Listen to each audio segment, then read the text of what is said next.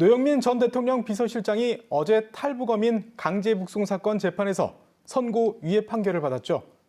이로써 일단은 지방선거 출마 같은 정치적 행보에서 사법적 부담을 덜게 되면서 지역 정가에 관심이 쏠리고 있는데요.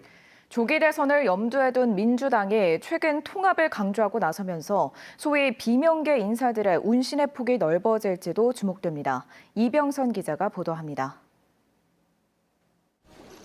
지난 정부 당시 탈북 어민 강제 북송으로 기소된 노영민 전 대통령 비서실장에 대해 법원은 위법성은 확인하면서도 불이익은 부과하지 않는 것이 합리적이라며 징역 6개월의 선고유예를 내렸습니다.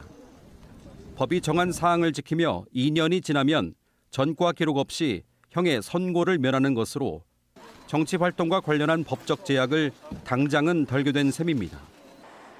다만 대법 확정 판결까지 시일이 더 걸리고 이정근 전 민주당 사무부총장의 취업 청탁 사건으로 또 다른 재판에 넘겨진 건 부담일 수밖에 없습니다. 이런 가운데 중국 대사를 지냈던 노 전 실장은 지난달 한중 외교 관련 서적을 출간하기도 했습니다. 뒤이어 나온 선고유예 판결이 지역 정가에 관심을 끄는 건 내년 지방선거를 앞두고 그의 정치 재개 가능성이 남아있다고 보기 때문입니다. 이에 대해 노 전 실장은 MBC와의 통화에서 서적 출간은 정치활동 재개와 전혀 상관없고 그에 대해 언급할 시점도 아니라고 밝혔습니다. 다만 탄핵과 조기 대선 국면에서 어떤 역할을 할지 고민하고 있다.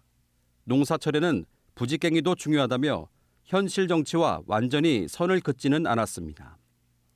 소위 비명계의 중진으로서 민주당의 다양성과 외연 확장을 강조한 건데 최근 문재인 전 대통령과 이재명 대표가 앞다퉈 대선 패배의 책임을 자인하며 통합의 그림을 그리고 있는 것과도 궤를 같이 합니다. 지역에서도 친명계 주력으로 알려진 이현희 청주 흥덕 국회의원이 정권 교체라는 바다에서 하나로 만나야 한다고 목소리를 높였습니다. 지난해 총선 공천 과정에서 완전히 배제된 비명계 정치인들이 운신의 폭을 넓힐 수 있을지 지켜볼 만한 대목입니다. 이장섭 전 의원은 일찌감치 충북도지사 출마 가능성을 열어놨고 도종환 전 의원도 도지사 또는 교육감 후보군에 꾸준히 거론되고 있기 때문입니다.